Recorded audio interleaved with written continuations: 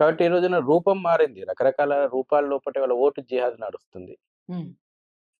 ఈ యొక్క ప్రజాస్వామ్యాన్ని తమ చేతుల్లోకి తీసుకో తెచ్చుకోవాలనేటువంటి కుట్ర. కాబట్టి ఇవాళ లవ్ జిహాద్ ఆ కుట్రలో భాగంగానే. హ్మ్. టీసీఎస్‌లో వెలుగు చూసిన తర్వాత దేశవ్యాప్తంగా చర్చ జరుగుతుంది. అవును సార్. ఒక ప్రముఖమైనటువంటి సంస్థ. హ్మ్. అంటే లవ్ జిహాద్ జరుగుతుందనంటే, మనం గతంలో ఏం చర్చ ఉండే, ఏం పని పాట లేని పిల్లలు ఏదో కాలేజీల దగ్గర అడ్డాలు పెట్టుకొని, అవును. ట్రాప్ చేసుకొని లవ్ చేస్తరు. అవును.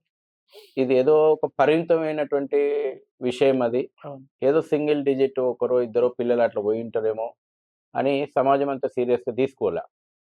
కానీ రెడ్ ఫోర్ట్ బాంబ్ బ్లాస్ట్ అయిన తర్వాత, ఈ దేశంలో డాక్టర్ వృత్తిలో ఉన్నటువంటోళ్ళు ఏ రకమైనటువంటి జిహాదీ భావజాలంతోటున్నారు. కార్పొరేట్ సంస్థలలో హైయెస్ట్ పొజిషన్‌లో ఉన్నటువంటి వాళ్ళు ఏ రకమైనటువంటి జిహాదీ మానసిక స్థితిలో ఉన్నటువంటోళ్ళున్నారు. ఏ రంగంలో ఉన్నా సరే, అది వ్యాపార రంగమైనా సరే, విద్యా రంగమైనా సరే, అనేక విషయాలు బయటకొచ్చినాయి.